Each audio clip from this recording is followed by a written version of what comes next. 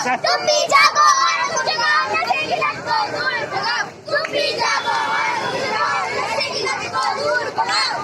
बुरी संगति से नाता तोड़ो, बुरी संगति से नाता तोड़ो। नशे की लत को जल्दी छोड़ो, नशे की लत को जल्दी छोड़ो। बुरी संगति से नाता तोड़ो। नशे का नाश होगा, देश का विकास होगा। नशे का नाश होगा, देश का विकास होगा।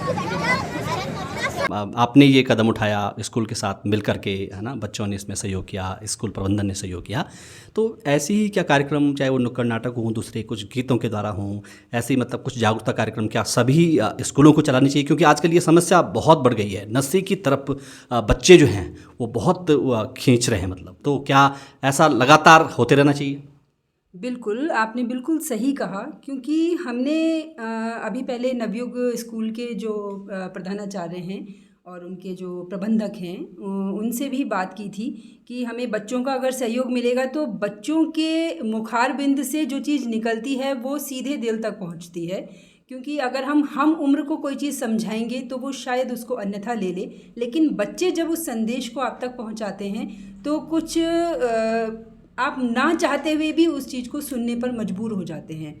जैसा कि बच्चों ने वहाँ पर बताया कि नशे से हमको दूर रहना चाहिए, और अभी आने वाली पीढ़ी को ही जब हमें जागरूक करेंगे तो ऐसे ही जब हम बीज अच्छा बोएंगे तो उसके फल तक पहुँचते पहुँचते हमें अच्छे परिणाम मिलेंगे। सर्वजन हिताय संस्था ने शुरुआत जो की थी वो हमने वास्तविक रूप से जो पात्र परिवार हैं, जो हैंड टू माउथ आप कह सकते हैं, जैसे कुछ उसमें दुर्भाग्यवश विधवा महिलाएं हैं जो बच्चों को सिर्फ दिहाड़ी मजदूरी पर ही उनका पालन पोषण कर पा रही थी, उनका हमने चयन किया और वास्तविक रूप से उनसे मिलकर हमने उनका चयन किया।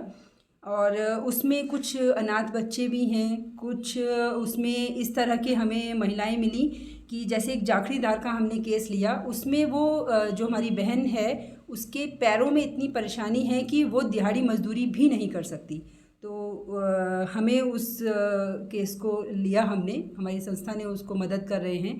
अभी तक 1.5 साल में हमने सुकन्या के 3 परिवारों के खाते जो हैं हम चला रहे हैं, जिसमें उनकी मासिक किश्त जाती है और जिसको हमारे परिवार ने डिसाइड किया है। हमारे माननीय अध्यक्ष श्रीमान वीरेंद्र सिंह सजवान जी ने हमें आदेशित किया कि हम फ़िलहाल अभी ये निर्णय ले रहे हैं कि 5 साल तक हम इन परिवारों को मदद करेंगे। उसके बाद आप सभी के आशीर्वाद से, सहयोग से, ईश्वर की कृपा से जैसा हमारी स्थिति रहेगी हम करेंगे। और अगर हम कहें कि कुछ परिवारों के हम डायरेक्ट खातों में जो पैसे दे रहे हैं, ऐसे हमारे पास 4 परिवार हैं। 4 परिवारों को हमने आरडी अकाउंट खुलवाया हुआ है, उनके मासिक किश्त जाती है। और अभी जैसे कि हमने पिछले दिनों योगा कार्यशाला चलाई थी, जिसमें आप सभी का हमारे साथ सहयोग रहा।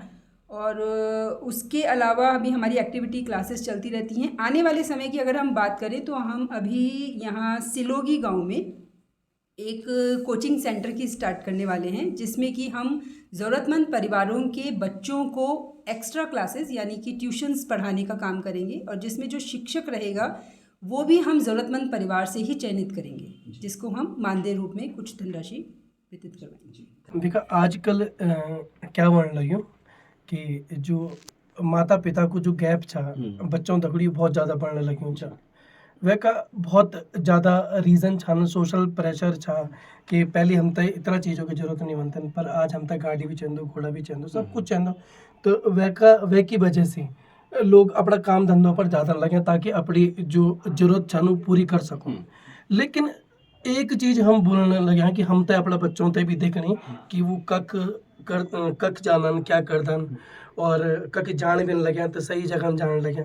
लेकिन आजकल का जो माँ बाप छन या माता पिताजी था बिल्कुल टेंशन मुक्त में छन और बिल्कुल भी ध्यान नहीं छन ध्यान लगे कि भैया हमारो जो बच्चा वो कख जानो क्या करने लगे।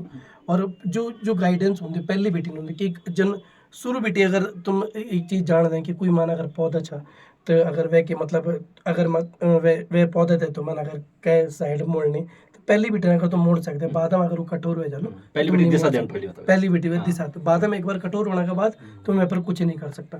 तो पहली बेटी मैं यह बोलता हूँ कि देखा तुम्हारा जो बच्चा वो भी तुम्हारी मतलब एक एसेट छन ठीक है, और वहीं एसेट की खातिर ही तुम सब कुछ भागे दौड़ी करने लगे, तो अगर शुरू बेटी भी ख्याल रखे जाओ तो बहुत बढ़िया।